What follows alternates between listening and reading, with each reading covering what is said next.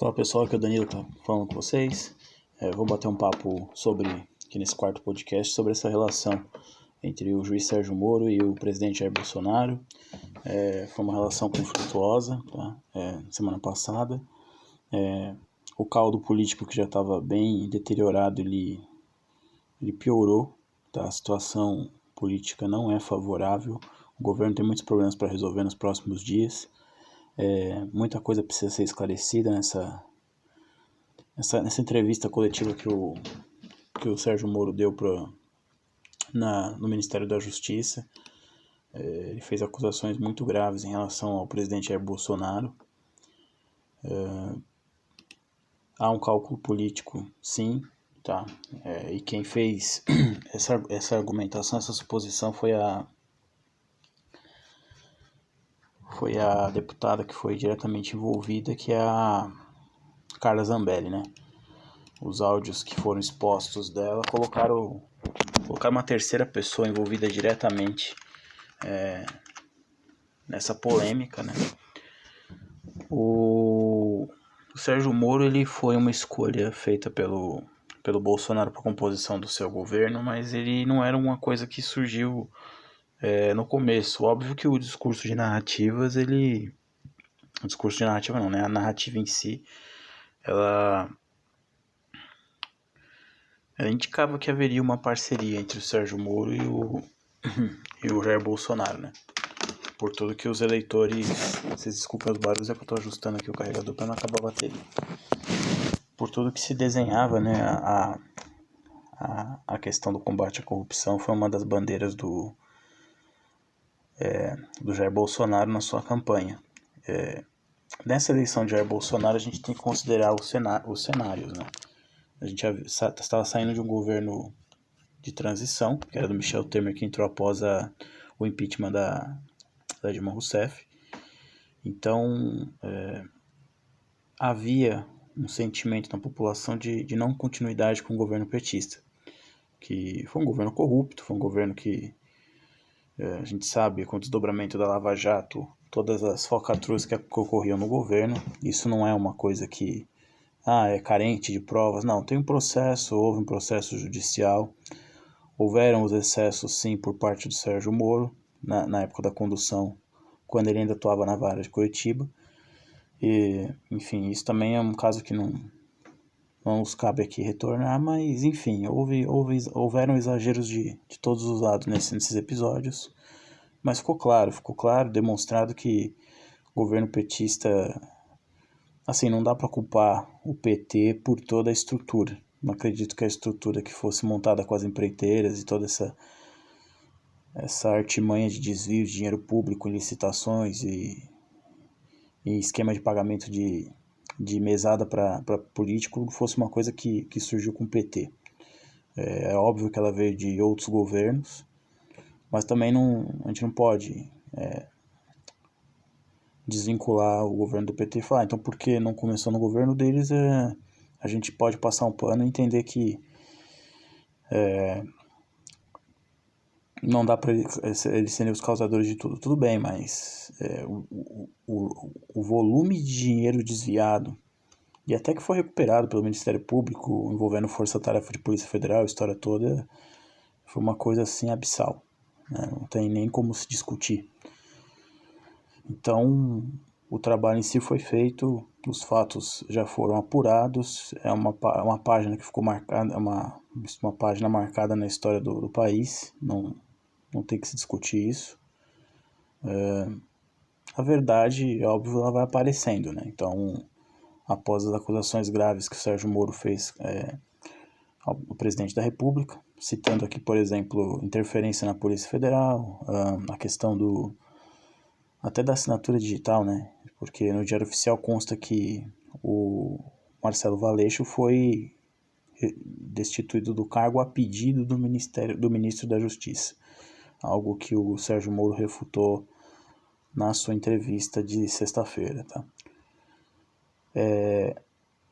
Esse sábado e domingo, esse final de semana que passou agora, ele foi importante para dar uma amainada nos ânimos, né? E é importante destacar a atuação dos órgãos, né?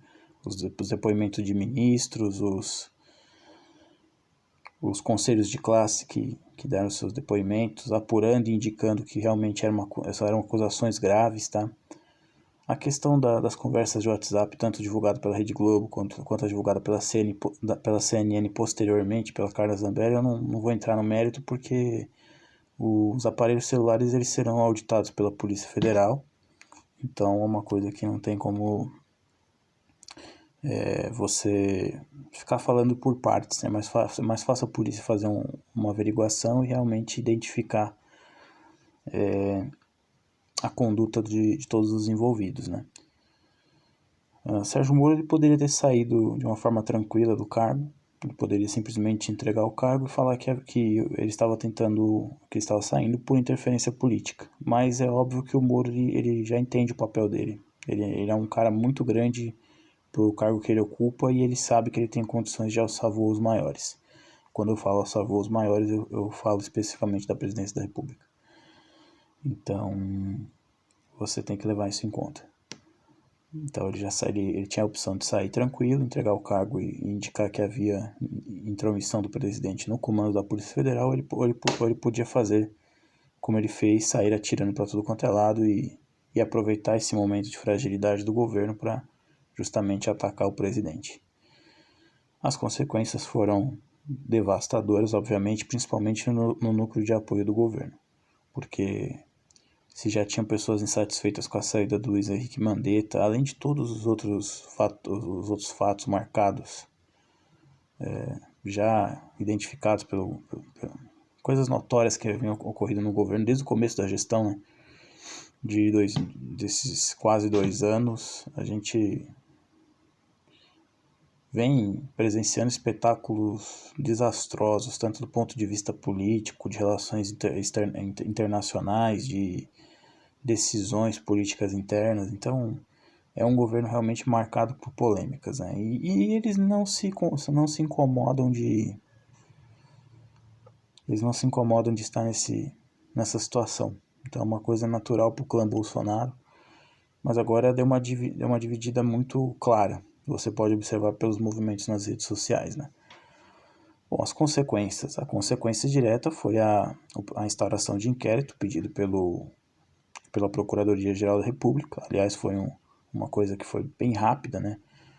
O Augusto Aras, ele já, de bate-pronto, transcreveu o discurso de Sérgio Moro e pediu ao STF que seja apurada todas as acusações, tá?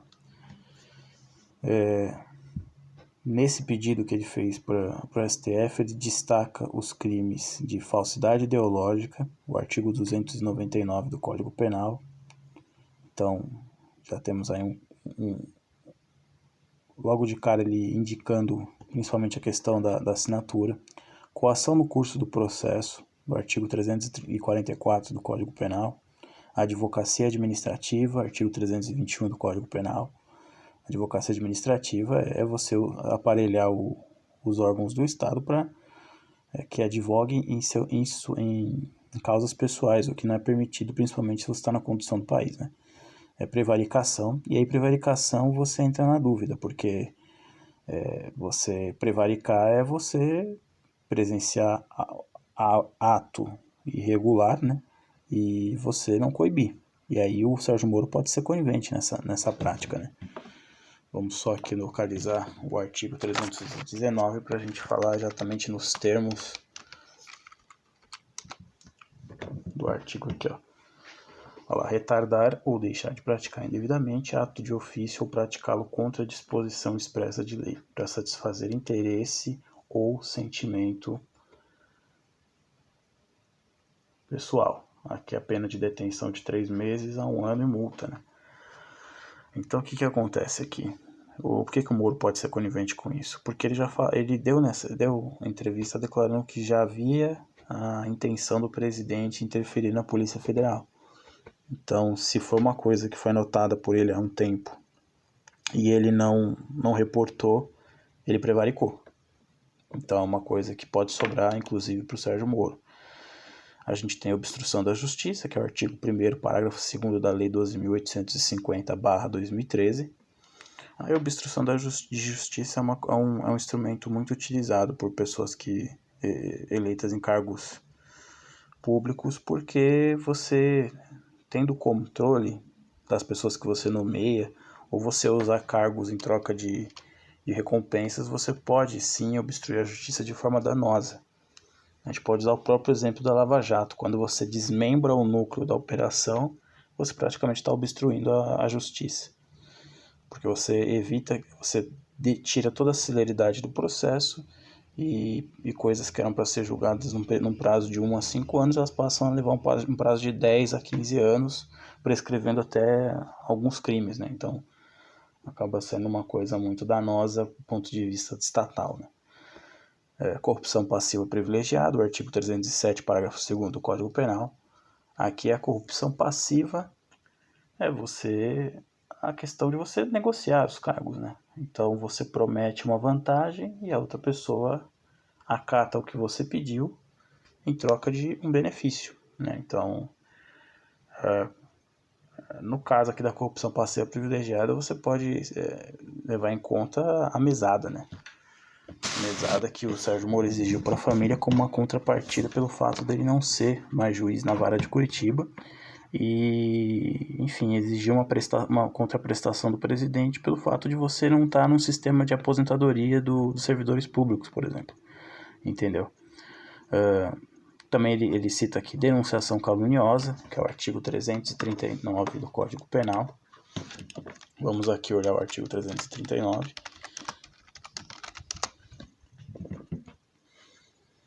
Dar causa à instalação de investigação policial, de processo judicial, instauração de investigação administrativa, inquérito civil ou ação de improbidade administrativa contra alguém, imputando-lhe crime de que o sabe inocente.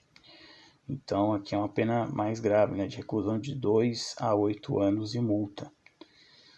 Então, são os artigos de lei que o Procurador da República cita no seu pedido de inquérito.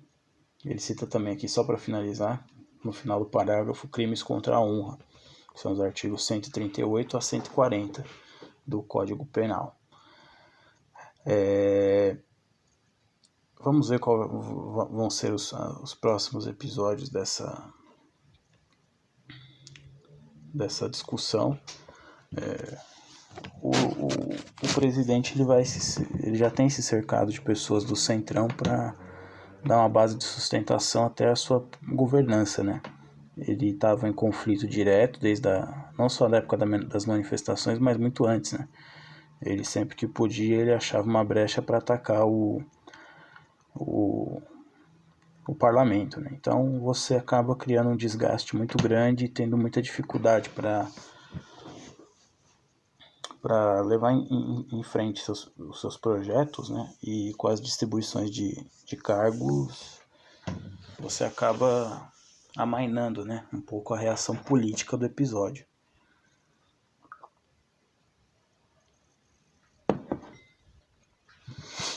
Então, esse episódio, inclusive, do Bolsonaro se reaproximar do Centrão, ele não foi muito bem aceito por seus seguidores. Inclusive pela ala de seguidores que já estavam um pouco indignados com ele, né? Até pela postura dos filhos, tudo, né?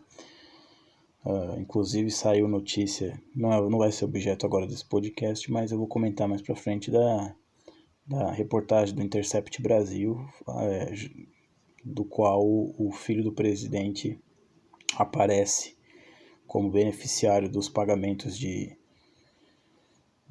milícias, enfim, recebimento de pessoas envolvidas com esse tipo de grupo. Então, é uma coisa que também tem que ser apurada, né? Tem que se respeitar, é jornalismo investigativo. Se não fosse esse tipo de reportagem, essas coisas não emergiriam. A gente não teria acesso a esse tipo de informação, a gente não pode ficar criticando. Às vezes, sim, esse jornalismo ele vira especulativo, é óbvio. Mas se você começa a ter várias informações de fontes diferentes, você pode começar a desconfiar que essa notícia ela é real. Inclusive a Folha no Twitter, ela fez questão de fazer um post do qual ela responde vários seguidores do Bolsonaro, falando que é jornalismo sério. Então, a cada tweet de um seguidor do qual falava que a reportagem era infundada, a Folha respondia que o jornalismo era sério. Então, a imprensa vem exercendo um papel muito importante nesse período e não está fácil. A gente já está num momento de pandemia, de grave, e quando eu falo grave é gravíssima situação financeira e econômica do país e das pessoas, de um modo geral. Quando eu falo país, eu falo em empresas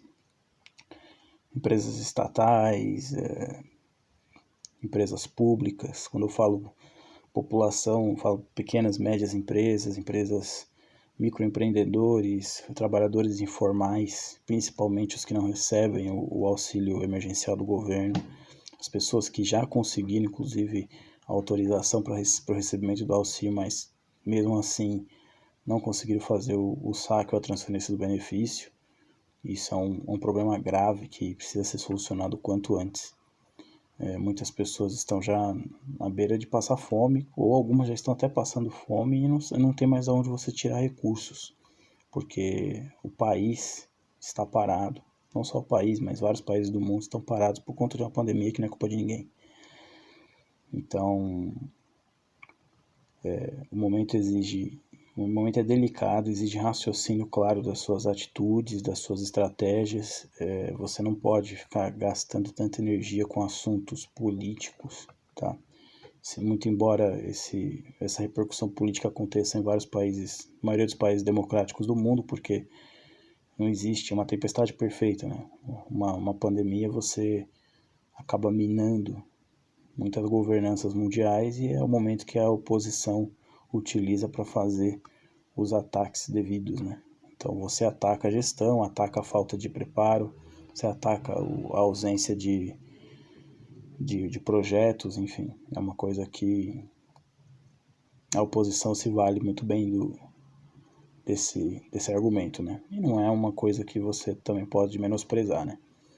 Se pegar o exemplo dos Estados Unidos, você já teve tweet do presidente falando que a gripe era uma fraude, você já teve tweet do presidente falando que na Páscoa eles voltariam ao ritmo normal, você já teve tweet falando que a cloroquina era o remédio adequado para o tratamento, ou que se você bebesse desinfetante resolveria, e todas essas coisas revelaram grandes baboseiras, né? Os próprios Estados Unidos nas últimas 24 horas morreram quase 2.500 pessoas, então essas coisas elas te minam politicamente. Você vai perdendo o seu respeito de alguns seguidores, você vai perdendo o apoio de outros e a sua situação vai ficando cada vez mais complicada, tá?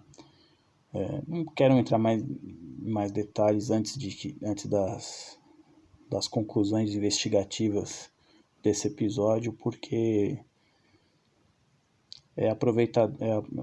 as duas partes elas se aproveitam da situação. Então, se por um lado o Bolsonaro ele tem até calculado mal essa demissão do ministro, você já tem notícias de que ele já havia decidido sair muito antes desse episódio, você já tem notícias de que, enfim, pode ser que isso seja uma coisa pensada a tempo e, na verdade, o ministro tenha só encontrado um momento oportuno para fazer a saída, né? Mas o resumo geral é que não há santos aqui. E, enfim, exige a apuração séria de pessoas que estão comprometidas com a democracia e com os valores pregados na Constituição Federal. Tá ok? Com certeza vão haver mais comentários em outros podcasts a respeito dessa situação e a gente vai conversando aí, beleza? Obrigado a todos aí e até mais.